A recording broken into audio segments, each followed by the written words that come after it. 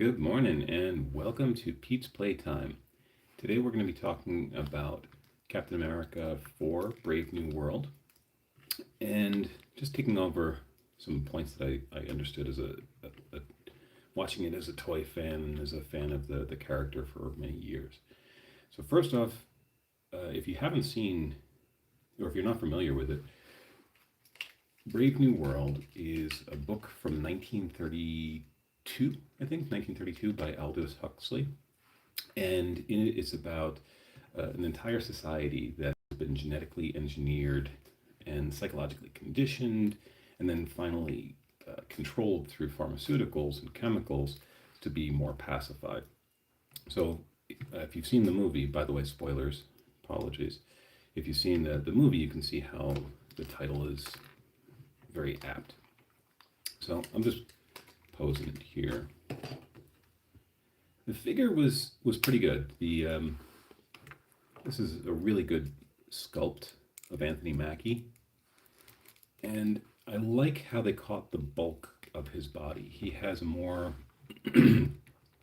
full figure than Steve ever did. So we can see his thicker thighs and a little bit thicker torso, which works well for Anthony Mackie.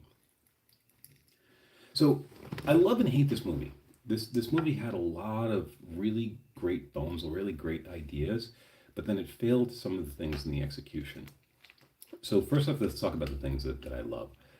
I love Anthony Mackie. I think he's a powerful actor, and I think that he brings such charisma and like a lived-in warmth to the character.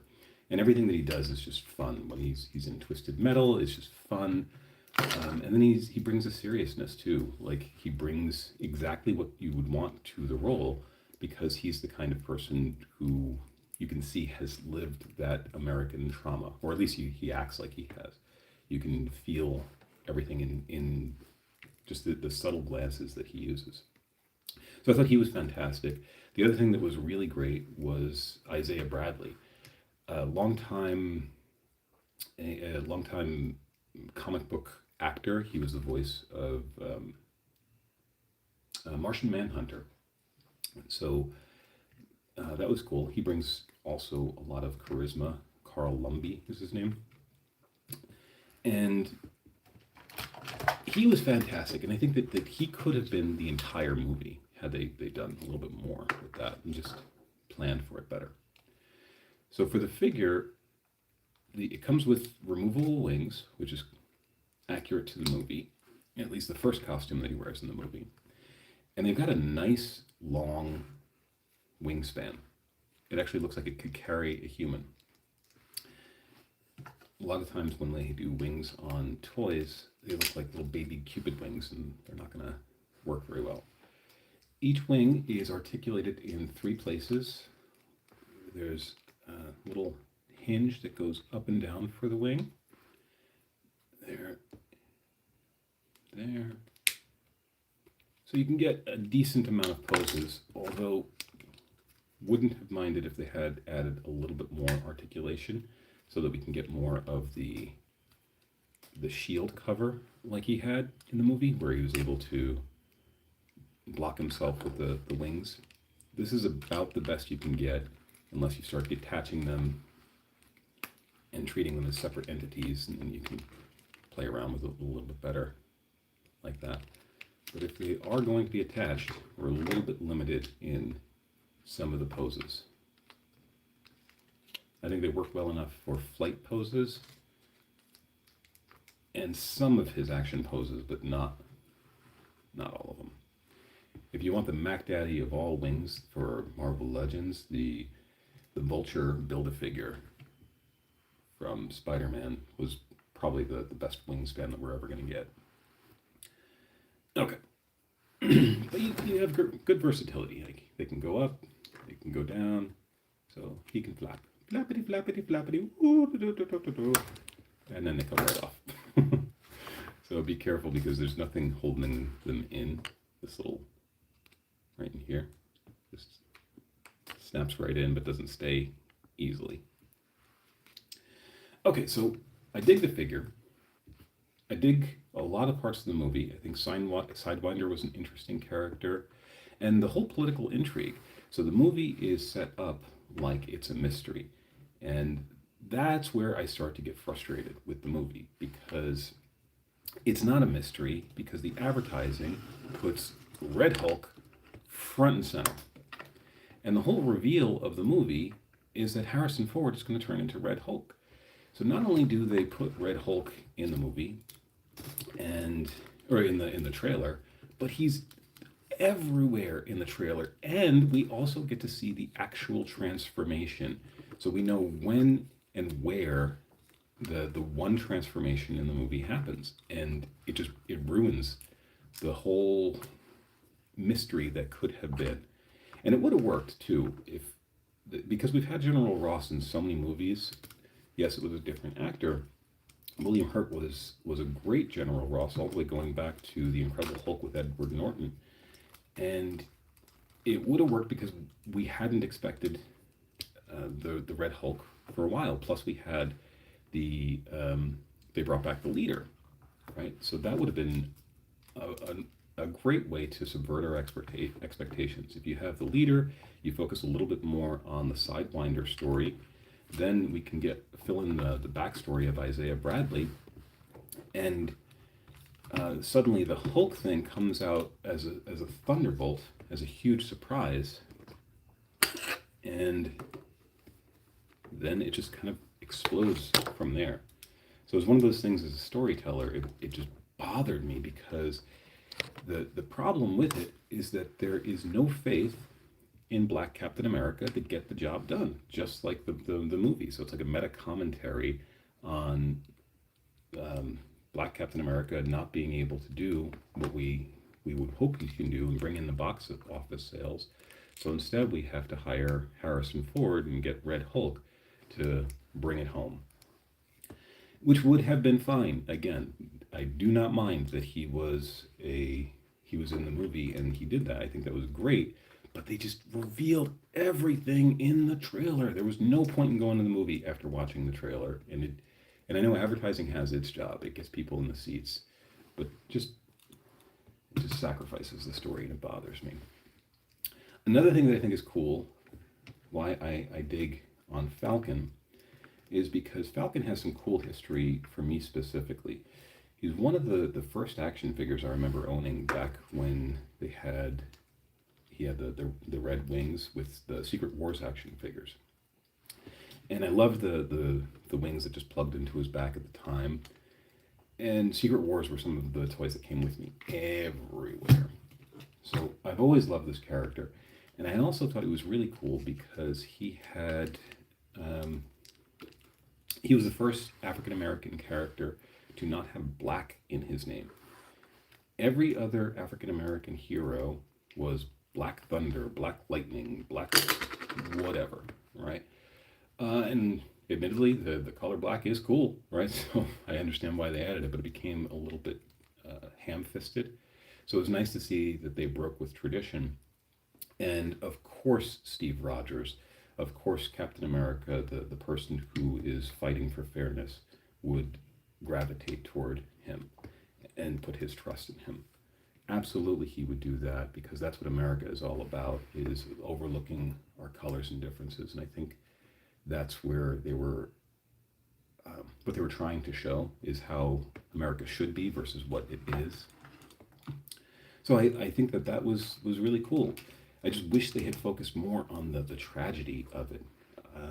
Isaiah Bradley, which, by the way, I don't understand why after 20-something years we still don't have a Marvel legend in any form of Isaiah Bradley. He's such an important character to the MCU. He's so important to the Captain America reality. You know, what would happen in the government, and I think it mirrors some of our uglier parts in America, and maybe that's why it hasn't gotten its due in plastic. But yeah, I think I need to make a custom Isaiah Bradley because this is just no good. All right, so as far as posing him, he's got all the normal poses that you would expect from the Marvel Legends. He has the double elbows, the double knees, but mine are really stiff. I really got to work them, and they're ratcheted.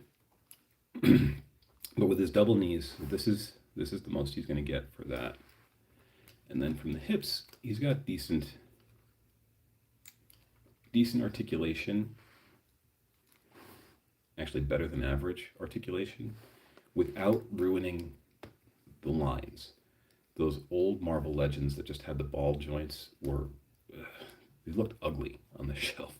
So I'm happy that we get the silhouette that works well.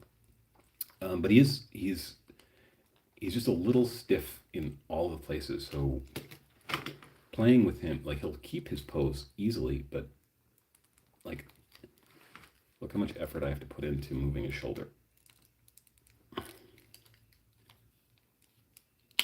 There we go. One snap. And that's it. That's as much as I'm going to get with moving the shoulder outward. So try and move it. Oh wait, there we go. Took off his hand again.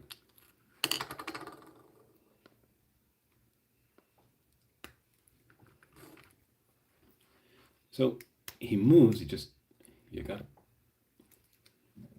gotta put some effort into it. And that's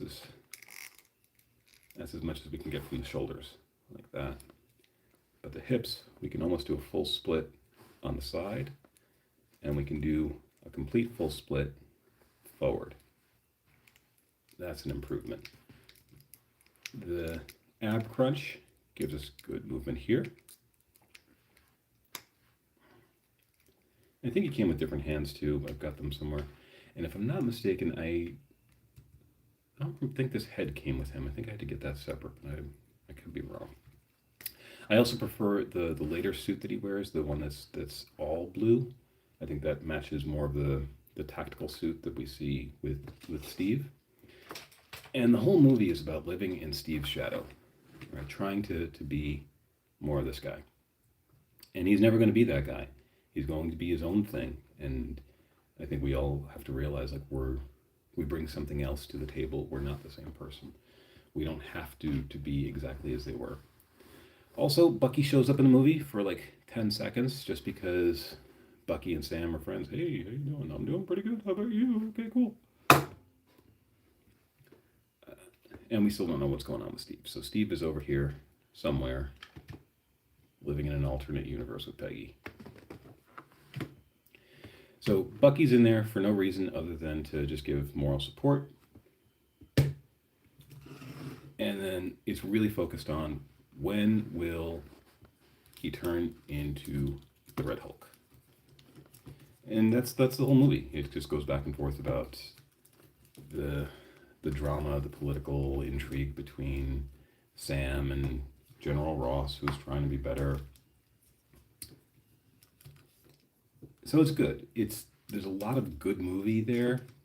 There just was a better movie left on the cutting board. I could see it. You could feel it. You could just feel that there was more drama about to happen that we never quite got there for. All right, so for the Red Hulk, this is actually not from the movie, but it doesn't matter because the one from the movie was just a repaint of the other Green Hulk, and the face doesn't match, so they kind of cheaped out a little bit there.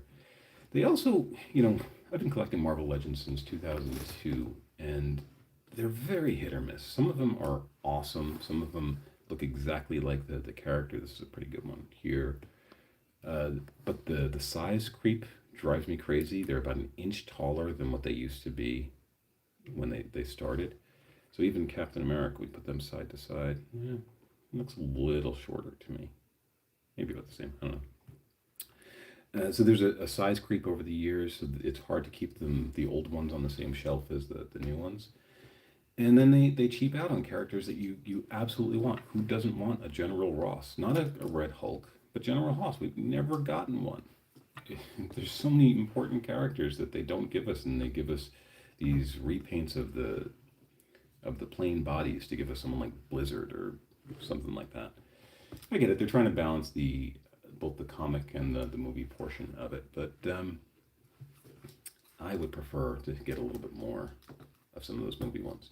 If you do want to make your own movie character, General Ross, I would suggest going with the Black Series old Harrison Ford. Obviously, the face is going to be good, and it's one of the better Harrison Ford likenesses out there. So I would just pop off that head and put it on some sort of suited body. And then boom, Kit Bash, General Ross. Mustache is optional. Okay, so I've got about as many poses as I can get with him. The bigger characters are always going to be a little bit more stiff and hard to pose, but he's playable. He's photographable. All right, well, I think that's about all I've got to say for the Brave New World movie. I think it was definitely worth watching. It's better if you don't know anything about the advertising. And if you can watch it a second time and try to forget about all of that and just understand what they were going for, highly enjoyable. So I think I'm going to say farewell. Let me just leave these in one final action shot. We got Rampaging Hulk over here. Coming in hot. Oh, by the way, if you don't know, Red Hulk, unlike Green Hulk, the angrier he gets, the hotter he gets. So that's always kind of cool.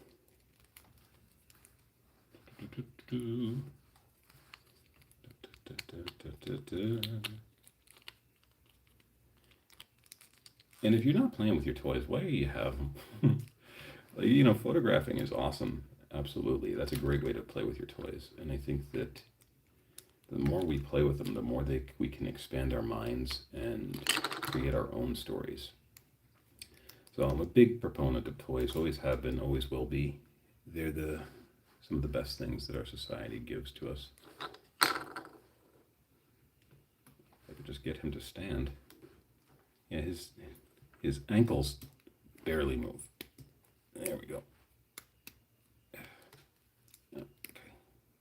Everything's just very tight on him, so I'm not sure if I'm ever hitting his articulation wall or if it's just a ratcheting problem and I need to maybe heat him up a little bit to loosen up some of those things. There we go. All right, well, that's about all I've got to talk about. So thank you for joining me. And as always, respect your